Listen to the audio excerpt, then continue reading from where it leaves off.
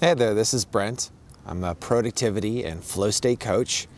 And I want you to know that if you want agency and creative control and a sense of empowerment in your life, so if you want to feel in your life like you have control over how things are progressing, control over what you're doing, to feel like you are in the helm of your life so that you're able to fully influence how things go, then you need to step into your power.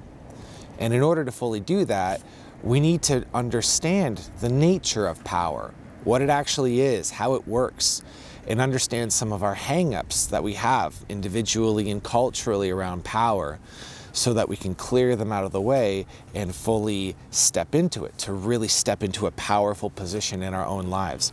So that's something we're going to be discussing today.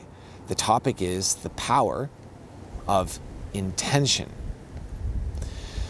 So as we proceed, just a few things to cover first. First and foremost, would you please hit like on this video? If you've seen any of my other stuff so far, if you've gotten benefit out of it, please hit like. Consider subscribing so that I can coach you on an ongoing basis with these videos. I would be very grateful, and it would help me get this more exposed to more people. It would just be very helpful. Other things are, I want to invite you to head over to my website and join my email newsletter. I offer a monthly newsletter with content that only goes to subscribers. It doesn't go anywhere else. It's also where I offer very special individual offerings, one-off things, group events, this kind of stuff. If you want to be aware of any of that, then that's the way to be aware of it. And also you'll get a gift if you sign up. You'll get an audio recording. It's an hour-long recording called Seeding New Realities, which is this amazing inspired channel that came between myself and a group member a little while back. And I'm very, very happy with it. And has there's just a really wonderful magical quality about this recording, and I would like for you to have it as well. So that would be it for the announcements. So let's talk about what we're going to get into here. This is going to be a rather dense episode. I will be shooting it outdoors. As you may be able to see, I'm outdoors, and that means there's going to be some wind, there's going to be some harsh lighting that comes in and out. That's just the circumstances for today, and hopefully won't be too distracting. It need not be. And for myself, this sun is it's really quite warm and quite nice because it's a cold day out here in Ontario. We're also going to be we're going to be discussing a few concepts that are somewhat more occult than our usual fare. And so that will include, say, stuff like manifestation, which those of you who are of a more rationalist, materialist kind of bent may make you bristle, and that is perfectly understandable. I totally get it. There's not enough room in this talk to justify and explain and make a persuasive argument about manifestation. Instead, I'm just going to operate from this assumption that you're already down with it, you're already cool, so to speak, and you've maybe played with it in your own life and you've seen how it works, because we're going to take these concepts and we're going to magnify them, we're going to accelerate them, we're going to take them much, much further. Furthermore, what we're discussing is an answer to a question that has been bugging me for a long time. This is at my own very bleeding edge. It is the thing that has allowed me to give myself the permission I need to be powerful and to explore this very, very exciting territory. And so that is what we're going to do. So you'll see me referencing my notes. I have a few pages of notes here, and if it hits its mark, you're going to come out of this empowered, knowing about power, feeling more powerful, and knowing how to work with it. So we'll start here. We're going to start with a summary of the core concept, what I consider to be the core concept of David Hawkins' book, Power versus Force. I made a whole video on it a couple weeks ago, but when I looked at the footage a little bit later, I discovered that my image was totally out of focus, and it looked like so weird because you could see the background really crisp but not my image, and I just decided in the end that the footage was not usable and I had to throw it away. And so instead what I'll do is I'm going to summarize the core concept here so that you can have a sense of what is meant by power versus force, and then we're going to take these ideas further from there. So power versus force, these are not the same thing. And you'll be able to recognize, if I'm able to give a few examples, you'll be able to recognize the difference between the two, and ideally, as you go on, stop using force, really discarding anywhere you're using force in your life, and ideally replacing it with power. Force we could think of as anywhere in our lives that we are attempting to force outcomes. We're trying to force something to happen. Whether we are forcing ourselves to do something that we're otherwise uninclined to do, whether we're forcing other people to do things that they're otherwise uninclined to do, where we're trying to make the universe give us something that's not, just doesn't seem to be forthcoming. That's force. There's a quality about force where generally we're using force when we're coming at life from a place of need. So I could ask you now, what is something that you feel like you need, like you lack it, and there's this sort of heavy emptiness where this thing should be, I need to get that, I need to get this, I need to lose weight, I need to make money, I need to get somebody to love me, have sex with me, I need to get a job, I need to fill in the blank. And notice the uncentered feeling that comes behind needing something. Notice how there's this basic implication behind need that is saying, I won't be okay until I get what I need. And this is a really important aspect of need. When we say, I won't be okay until I get the thing, we're affirming, of course, I'm not okay. And we're affirming that conditions in our lives need to be met in order to be okay. And furthermore, what does it mean to be okay? To be okay, to be good, is to be centered, is to be at peace within your experience, to feel, generally speaking, to feel safe and grounded inside of your own experience. I could ask you now, do you feel safe in your own experience right now? Or is there a sense of threat that kind of hovers over you, that kind of lingers around, and your life and your effort, your day-by-day effort goes towards trying to position yourself so that this threat goes away? So that's what it means to be in a state of need. And that's what it means to be not totally secure inside of your own experience. And then as a result of not being totally secure inside of your own experience, you're in a reactive kind of mindset. You're trying to make something happen or prevent something from happening. And it's all about what could happen. It's all about the conditions out there and trying to force them, trying to make them change so that you can feel okay.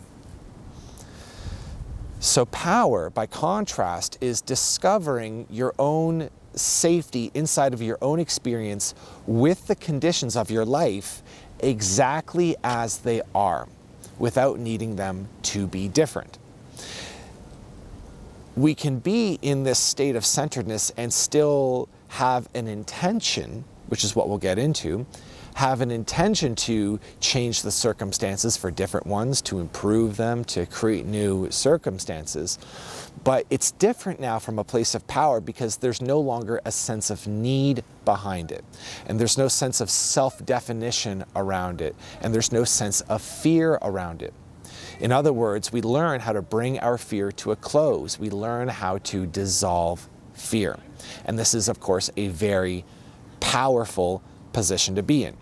When we're not biased towards a particular outcome, then we're free to be as creative as we can possibly be. We're in this state that's unhurried, and it's light, and it's humorous, and we can create this open space for a solution to arise that we can just plug into the situation to make it better. And generally, because we are so light and unencumbered and feeling good and unhurried, the solution that comes about is generally not one that is only self-serving and one that gives something to me at the expense of you, but instead is a solution that we can plug in that improves the whole situation. It is a holistic solution. And thus the universe is more as a result of this creation. There is, of course, also a strong correlation between being in a state of power and being in the flow state. Because when you're in flow, you are channeling. There is new information, new insight, new wisdom, and new clarity that can come through you as a result of the open space that you create. In a state of force, there's no open space in our psychology. In force, there is contraction. We're contracted around the problem. We feel like we're behind. There's no time left. We're running out of resources. We need to go faster. We need to work harder. We need to push ourselves even more. The metaphor of the golden goose also comes into play. The goose that lays the golden eggs, rather. It's one of Aesop's fables.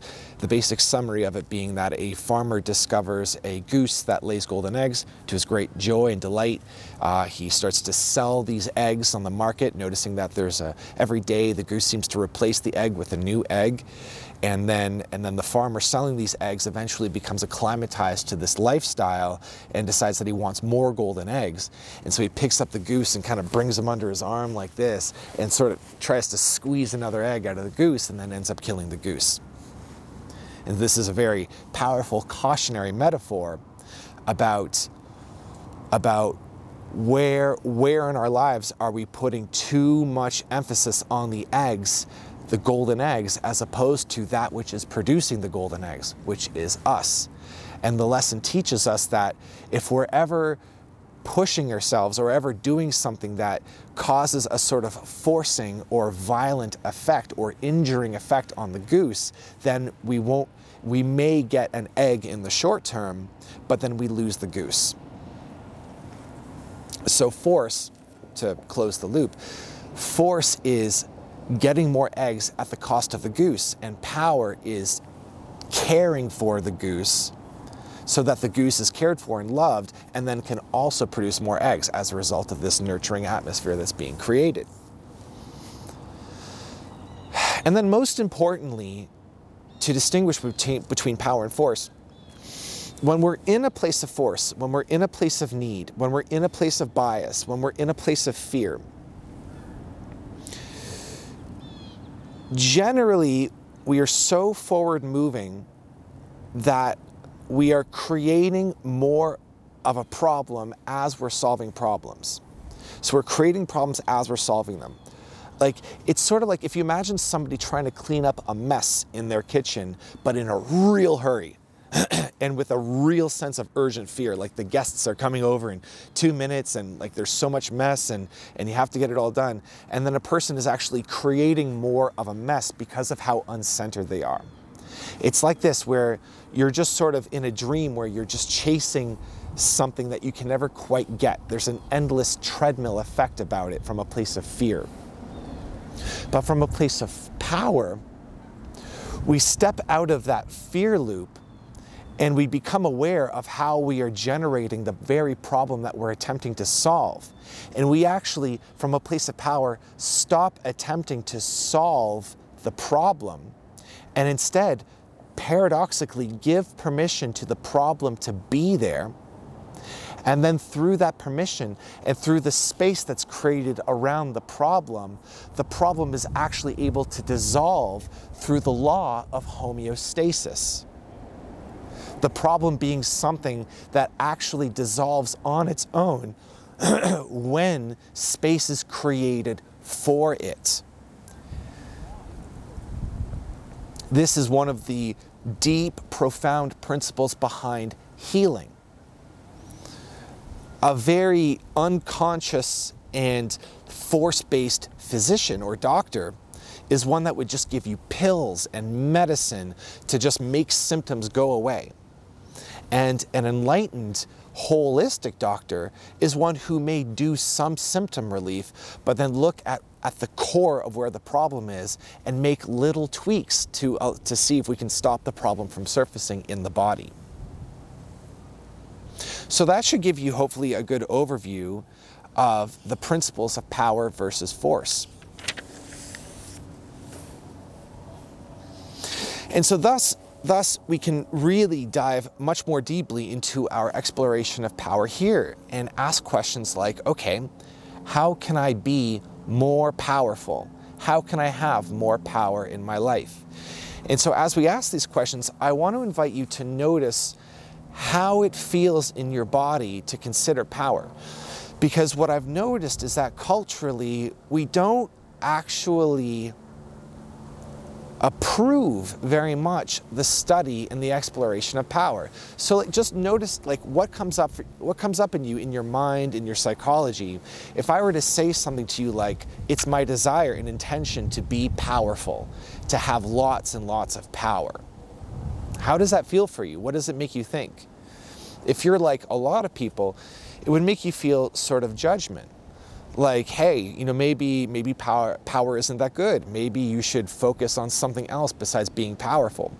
And we're taught in a cautionary way with a lot of our movies, like a lot of Disney movies, that any of the villains who attempt to take a lot of power are the ones that pay usually dearly for it. There's usually some sort of disadvantage, or there's some sort of fall that they experience as a result of trying to usurp power. So I've listed a handful of general things that we say to ourselves as a society, as a culture, what we say to ourselves about power that would prevent us from stepping into it and claiming more power in our lives. Number one, I am inherently damaging. So if I were to have more power, then the damage that I would do in the world would be amplified, because I would end up just inadvertently damaging the people with whom I come in contact. Number two, I will misuse my power, which is similar but slightly different, where it's like if I have it, then I will inadvertently use it in a wrong way that will create some sort of bad result. Number three, I will lead myself and or others astray.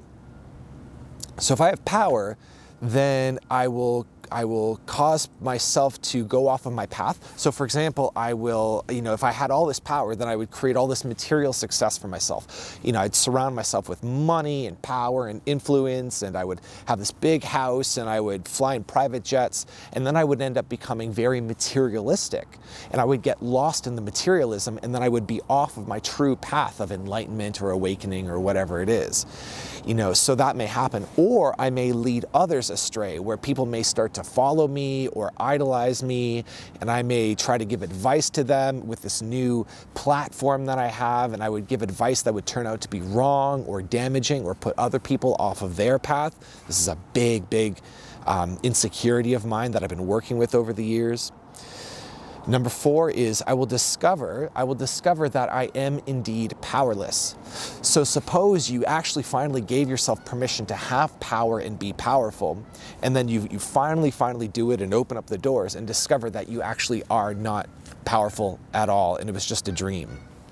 And then number five, and pay very close attention to this one, I will have while others will not. Because the thing is here is that if you and I become powerful and learn how to properly harness the power of our intention to manifest our destiny, then what that will mean is that it will work, and we will have a lot, and we'll have more than we need. Are you willing to have more than you need? Because for those of you who consider yourselves to be very moral and ethical, and for those of you who have a circle of concern that's larger than yourself, then you will no doubt have a hard time having when others don't have. And it will feel like there's something immoral or unethical about it, like you'll have to just give your stuff away once you get it. And so therefore there's a subtle lack of permission to have more than you need. So the presence of all five of these things I'm inherently damaging. I will misuse my power. I will lead myself or others astray. I will discover that I'm powerless. I will have while others don't. If we have all of these kicking around in our psychology, then there will be a fail-safe mechanism in place that will disallow us, where we will disallow ourselves from actually stepping into power. And so what we need to do, and really what the work is for you to do, where your work is cut out for you, is to very carefully and rationally scrutinize these ideas. Because what you will certainly find, this is my promise, what you will certainly find is that these ideas are false, that they only serve as limitations to you, limitations that were given to you by either family members or a culture at large that has been in a pattern of disempowering each other. Like in society, in our general zeitgeist think, we all disempower each other. And then through our family lineage and our ancestry, we hand down ideas of disempowering. We disempower our children and they go on to disempower their children.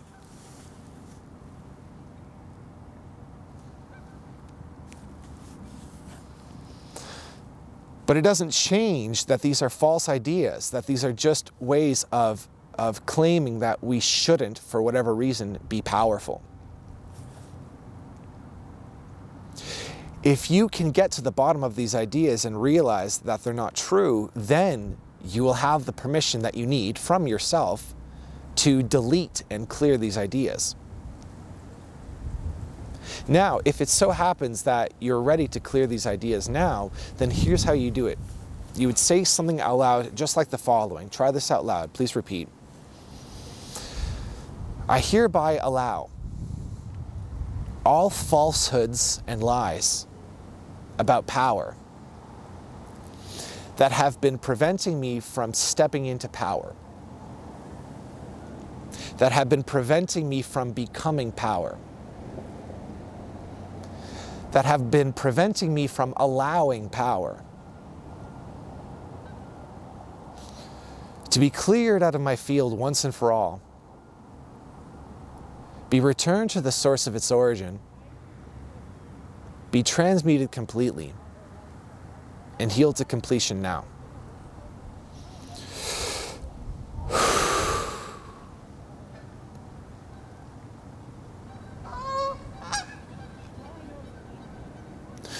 May anything in my field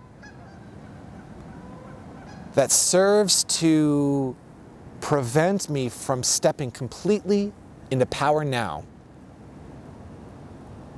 be removed from my field once and for all now. How's it feel? Good, right?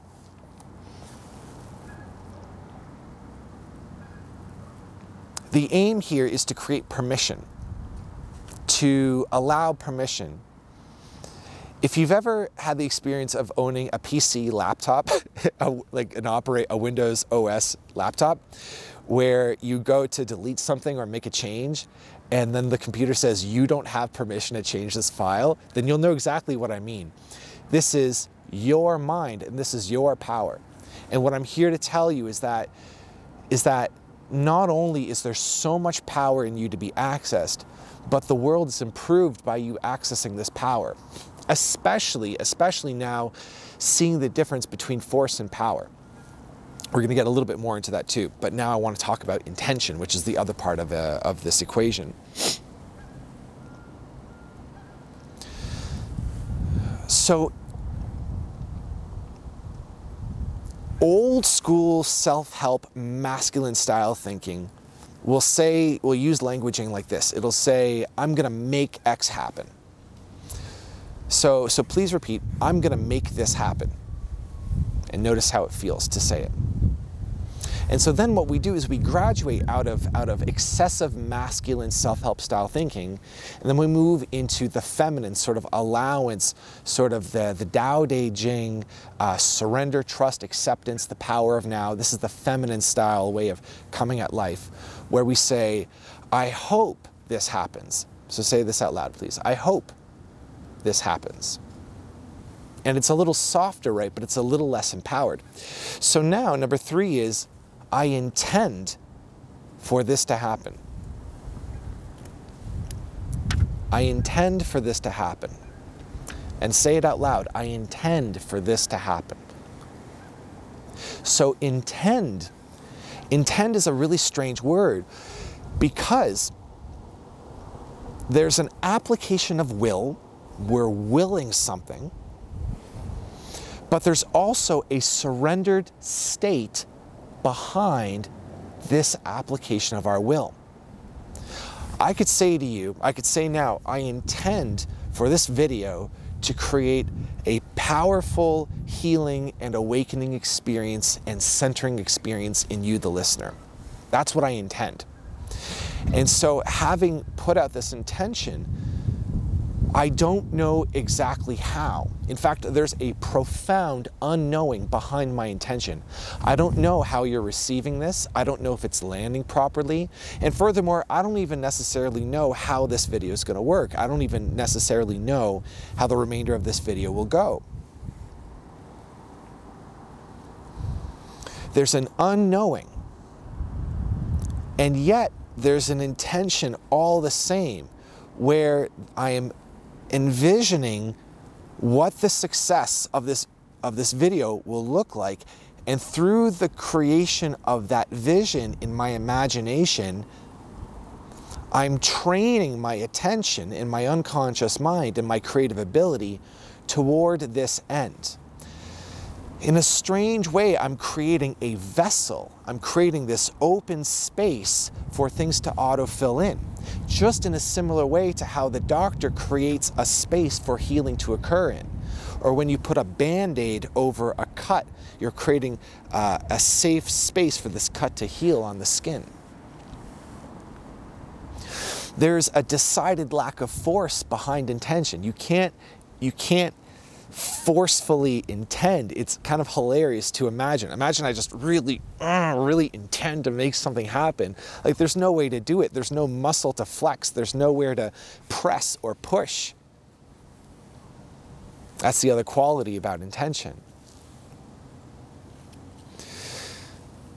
Now, the ego is going to want to find a way to take this concept of intention, because we can come up with ways to intend, and I can give you something to say or step-by-steps or whatever, but the problem is that I'm speaking to you, and your ego will be over here, and it's going to want to grab everything that I say, and it's going to want to take all these techniques and ideas and turn them into force and turn them into control.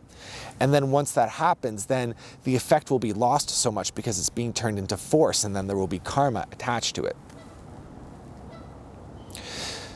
So instead, we use a handful of very soft tools that the ego can't quite manipulate.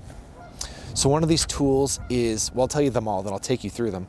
Wondering, curiosity, questions, allowance, and clearings. So wondering is perhaps my very favorite. It's so simple. So think of something that you wish to manifest in your life, and let's just say it's money, more money, a new money opportunity, whatever it may be. So then you might say, I wonder how to invite some more money in my life. I wonder what money is available now. I wonder what it would take to double my income. I wonder what it would be like to have twice as much of an income stream as I have now. And when we wonder, we are opening up the imagination faculty, the creative faculty, to explore. And it allows opportunity to be found because there's no crushing, tight, forceful need around any of it. There's just open space being created. So then there's curiosity. It's a similar thing. I'm curious about what's possible now. I'm curious about what I'm capable of. I'm curious, as an example, about what new territory can be explored in this video that can take this even further than it's been taken before, that can spark new inspiration in you, that can just wake up a new power in you. I'm curious about that. I'm curious about what's possible in the space of this video, of this talk.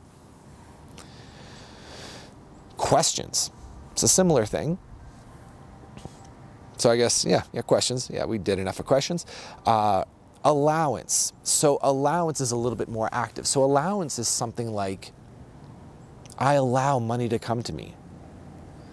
Or to use a different example, I allow myself to lose weight. I allow myself to become more consistent. Allowance implies that that which we're seeking is naturally forthcoming, and that it's really just our contracted energy that's been preventing it from coming. Because the ego's obsessed with, like, what am I missing? What do I need to know? What do I need to learn? Why isn't it here? What's wrong with me? This, it's just looking, seeking. And allowance says, I allow this to come. I allow myself to succeed. I allow this video to hit its mark, to be seen by hundreds or thousands of people.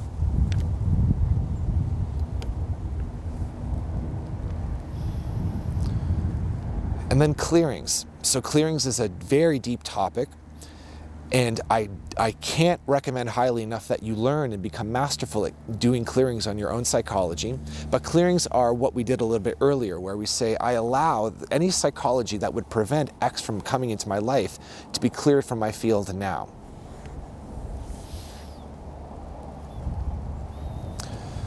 So the biggest and challenge, like the challenge that I've been having in my attempt to make this video is the question, how do I know that my use of power isn't actually force? Because the major blockage that has stopped me from allowing myself, giving myself the requisite permission to step into power is, what if I use power, but then it just turns out to be force? And then through the force, there's karma, and I made something happen that wasn't supposed to happen, and there's some sort of destruction that happens, and I have to pay for it in some way. And as a result of that fear, I would stay in this very passive kind of place, like, just allowing divine timing, and it'll come when it's going to come, this kind of thing, which of course is wise, but can be taken to too far an extent, which is what I did. And what I came to in the end is that this is really an issue of worthiness. Because the lack of trust that I would have about myself around power came from the fact that I believed that if I were to create for myself, if I were to create success for myself, health, wellness, wealth, success, like anything, to create it for myself, that there would be some sort of risk or wrongness about it. But what I noticed in my own coaching practice is that I'm totally happy to assist other people in manifesting great success for themselves.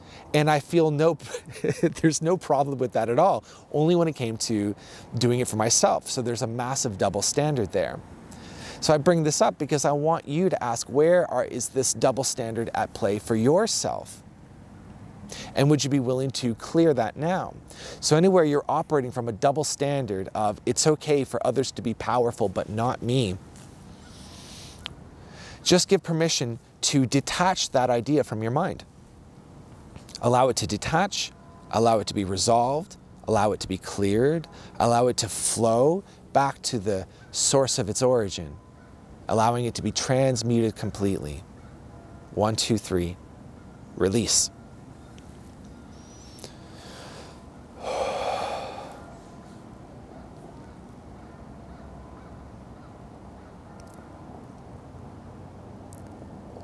Stepping into power is in service of the whole. Remember, if you allow yourself to become powerful, then you are allowing yourself to be more in service of the whole. You can't serve the whole without serving yourself. You can't actualize your potential if you don't allow yourself to first become stable, to allow your needs to get met. You can't have golden eggs if you're unwilling to care for the golden goose.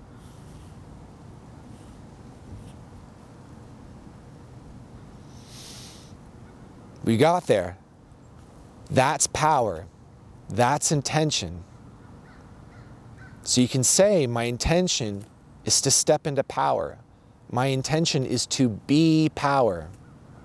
My intention is to allow the release and removal and detachment of any psychology that would prevent me from becoming power, from being power, a vessel of power.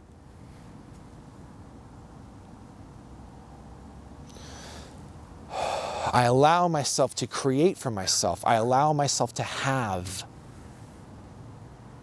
I allow myself to have more than I need. My hope for you is that you do not entertain any psychology that would prevent you from having, that would just prevent you from having what you need. It's a nasty trap, and it's an insult to God. It's an insult to your Creator to have less than what you need or just the bare minimum.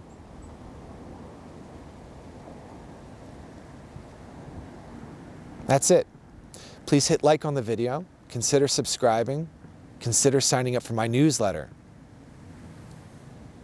If you're interested in coaching, check out the page that's linked below, and I'll catch you on the next one. Thank you. Thank you for watching.